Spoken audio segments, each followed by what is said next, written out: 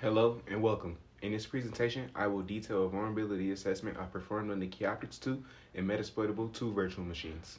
I'll walk you through my entire methodology from the initial discovery of the target all the way to a deep analysis of critical vulnerabilities I found, and then conclude with a discussion on the importance of ethical implications surrounding vulnerabilities disclosure. Objectives and methodology. The primary objective of this lab was to simulate a real-world comprehensive security assessment. My methodology was designed to be both through and logical. It began with network enumeration to discover the target and map its open services. I then employed a suite of industry-standard automated scanners, NICTO, OWASP, and NSUS, to cast a wide net for potential weaknesses. The final and most critical phase was correlating all these findings to understand not just individual flaws, but the overall security posture and the tangible risks they presented. Network enumeration. The very first phase was active network enumeration. Before you can scan the system, you have to find it. Using the host discovery scan, I was able to identify all my active devices on my network segment. As you can see here, this scan successfully pinpointed our target virtual machine with the IP address of 192.168.1.159. This initial step is absolutely critical because it defines the entire scope of the subsequent assessment. Service discovery. With the target identified, the next step was service discovery and version detection using Nmap with the aggressive scan flag. The results, which you can see on the screen, were very telling. They revealed several open ports running notoriously outdated software. This included an Apache web version 2.052, which is over 15 years old, and an open SSH version service from the same era, and perhaps most alarmingly, the use of outdated and weak SSL ciphers. Right from the start, these findings painted a clear picture of a system with large and neglected attack surface, primarily due to its age and lack of update. Web scanning with NICTO. Moving deeper into the assessment, I focused on the web application layer using NICTO. After some initial configuration challenges with the native Kali installation, I successfully containerized NICTO using Docker to ensure a clean scan. The results were significant. The scan identified multiple issues, including the outdated Apache version we already suspected, but also information disclosure vulnerabilities that leaked specific PHP version details, and it confirmed that the HTTP trace method was enabled.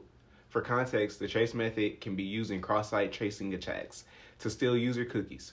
Together, these findings moved us from a hypothesis of an old system to a confirmed evidence of an insecurely configured one. Application scanning, OWASP. To complement the server-level view from NICTO, I use OWASP for a more interactive application-level assessment. ZAP operates differently. It acts as a man-in-the-middle proxy to analyze traffic and test for logic flaws. Its findings were more nuanced. For instance, it detected the absence of CSRF tokens in the login forms.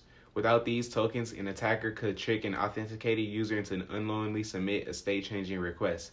ZAP also flagged missing security headers, which left the site vulnerable to meme sniffing and clickjacking attacks. While these aren't direct exploits, they represent a critical lack of modern web application security controls that would be standard on any current system. Comparison and vulnerability definitions.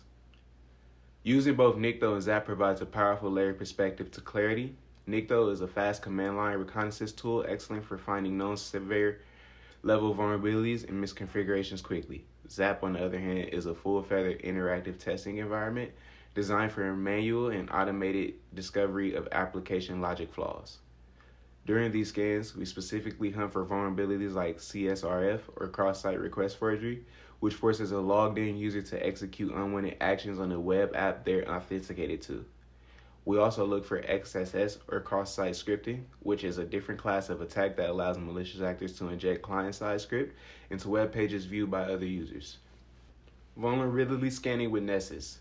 While the scanners are focused, Nessus provides a comprehensive system-wide view. I configured and launched a credential Nessus scan against the target to get the deepest level of insight. The results were staggering. The scan uncovered a total of 66 distinct vulnerabilities. When prioritized by severity, this included 2 critical, 25 high, 24 medium, and 5 low severity issues. This dashboard view was invaluable because it transformed a list of problems into an actionable prioritized list of risks, clearly showing where the most critical attention was needed. Vulnerability deep dive and flaw hypothesis. Pulling all of this evidence together allowed me to form a concrete flaw hypothesis. My hypothesis is that the target system is critically vulnerable to remote compromise, primarily due to the use of outdated, unsupported software and a fundamental lack of security hardening. This isn't just an assumption, it's directly supported by the findings like a critical severity unsupported PHP version and a high severity PHP CGI query string code execution vulnerability.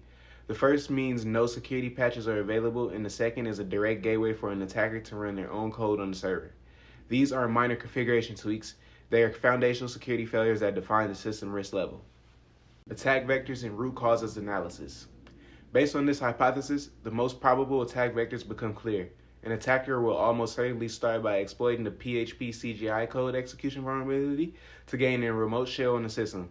With that initial foothold, they could then attempt to move laterally, perhaps by leveraging weaker default credentials on MySQL database or the SSH service that we discovered earlier.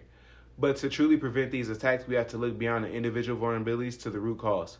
The root cause here is systematic. It's the continued operation of end-of-life software that no longer receives security patches from the vendor. This points to a critical organizational failure in patch management and system hardening policies. The root problem isn't a bug, it's a process failure. Ethical disclosure analysis. The discovery of such severe vulnerabilities, especially in a real-world scenario, brings us to a critical discussion on legal and ethical disclosure. The accepted industry standard is known as responsible disclosure. This is a coordinated process where the finder privately reports the vulnerability to the vendor, allows them time to develop and test a patch, and then publicly discloses the details only after the patch is available and reasonable grace period has passed for organizations to apply it. My firm recommendation is to follow this model. Disclosing to the public only after a patch is available strikes the right balance. It fulfills the need for public awareness and transparency while preventing needless risk from a zero-day release, thereby protecting the broader ecosystem and giving defenders a fighting chance.